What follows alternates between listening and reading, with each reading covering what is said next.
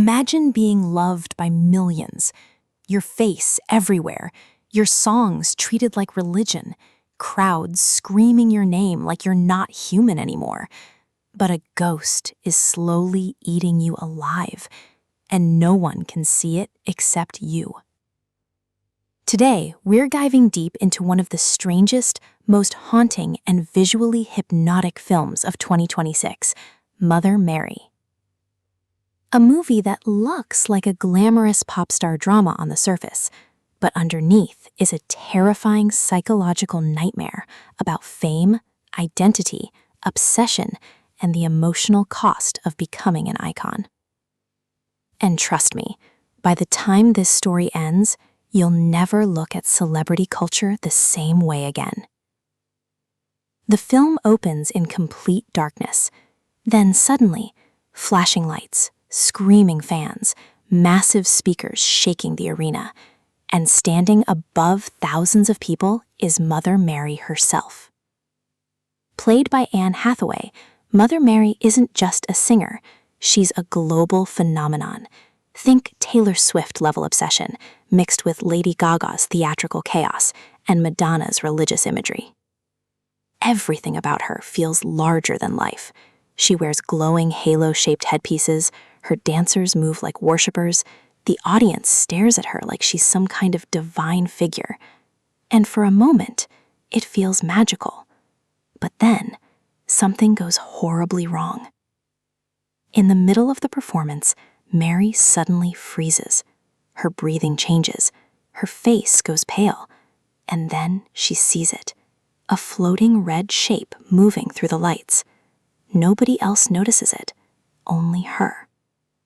Mary begins backing away in panic on a raised platform high above the crowd, and then she slips.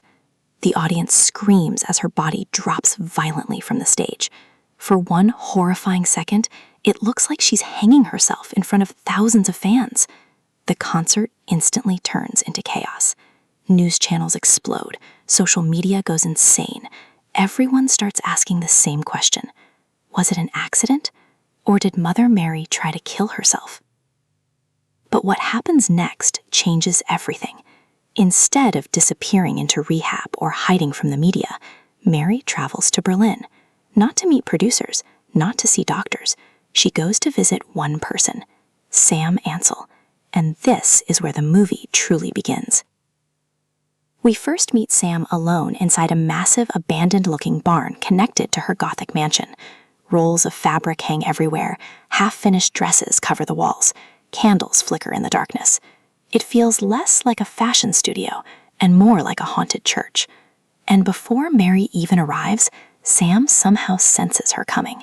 That's our first clue that something deeply unnatural exists between these two women.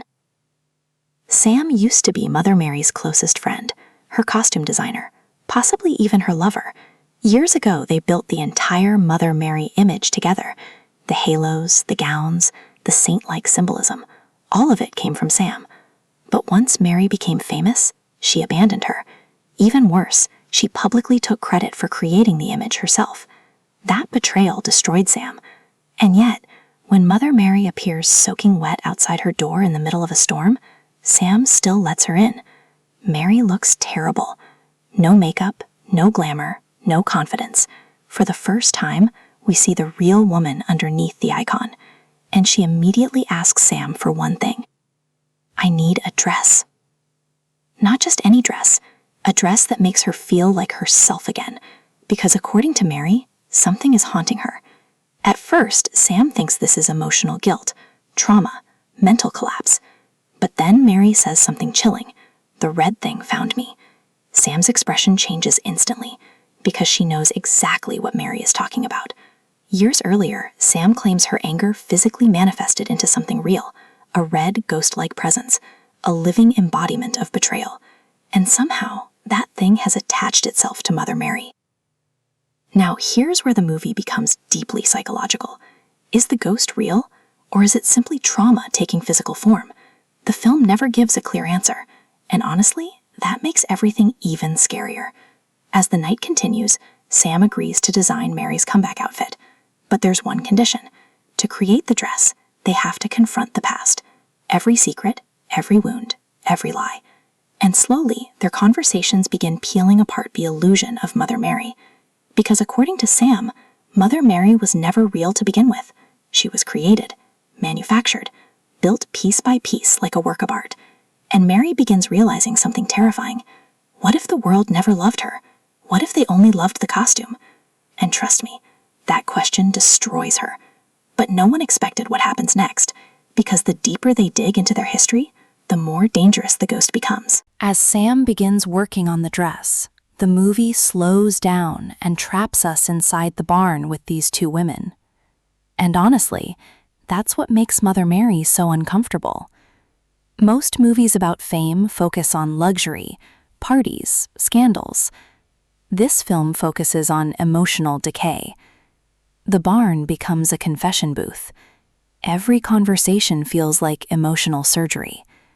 Sam starts forcing Mary to confront painful truths she's avoided for years. She tells her something brutal. You made people worship you, but you never understood what they were worshiping. And that line cuts deep, because Sam believes Mother Mary stopped being human a long time ago. She became a product, a fantasy, a religion. We slowly learn how involved Sam truly was in creating Mary's image. The halos, the Holy Mother symbolism, the stage costumes inspired by saints and angels. Those weren't Mary's ideas. They were Sam's. That question completely breaks Mary, because deep down, she already knows the answer. For years, Mother Mary believed fame would save her, complete her, transform her into something eternal.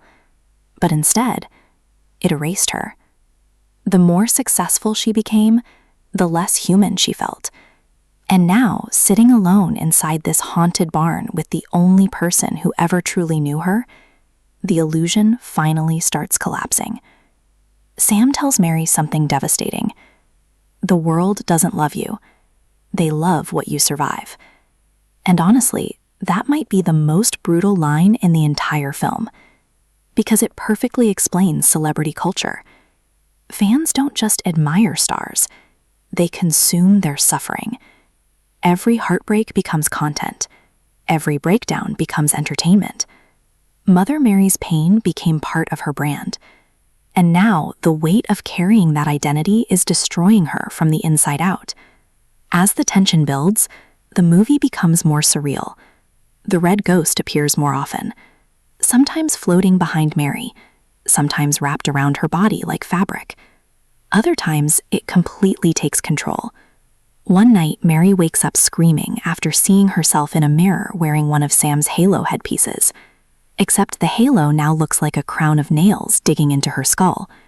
Blood slowly drips down her face. And Sam realizes the spirit cannot leave because there's no exit, no release, no way out. Then Mary whispers something horrifying. You forgot the door.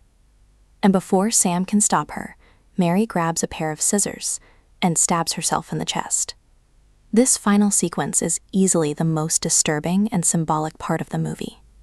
Mary collapses inside the chalk circle as blood spreads across her white clothing. But she isn't trying to die. She's trying to open herself, to let the thing inside her escape. And then, Sam reaches into the wound. Slowly, carefully, she begins pulling out the red ghost. Not as blood, not as flesh, but as fabric. Long strips of red cloth emerge from Mary's body, like living trauma being physically extracted. It's horrifying, beautiful, and deeply tragic all at once. Because in that moment, the movie finally reveals its true meaning. The ghost was never just supernatural. It represented years of resentment, fame, identity loss, emotional exploitation.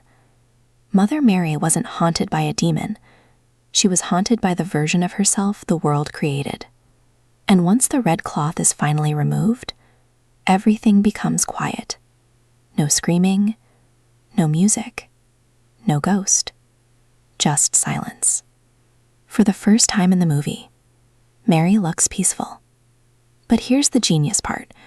The film never fully tells us whether the ghost was real. Maybe everything supernatural was psychological. Maybe it was literal. David Lowery leaves that completely open to interpretation. And honestly, that ambiguity is what makes Mother Mary stick in your brain long after it ends. In the final scenes, we see Mother Mary preparing for her comeback performance once again. But this time, something feels different. The costume is simpler, less divine, less artificial. No massive halo, no exaggerated iconography. Just Mary. Or at least, whatever remains of her. As she walks toward the stage, the crowd begins screaming again. Thousands of fans waiting to worship her. And for one brief moment, you wonder, can she ever truly escape Mother Mary? Or will the world always demand the performance? The movie cuts before giving us a clear answer. And that ending perfectly captures the film's central idea. Celebrity culture doesn't just create icons. It consumes human beings.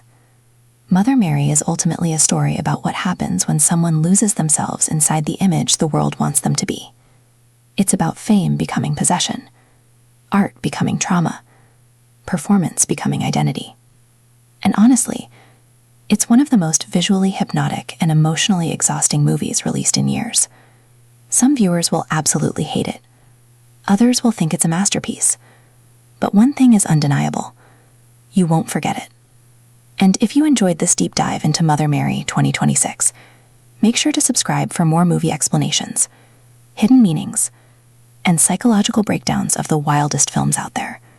Because trust me, we're only getting started.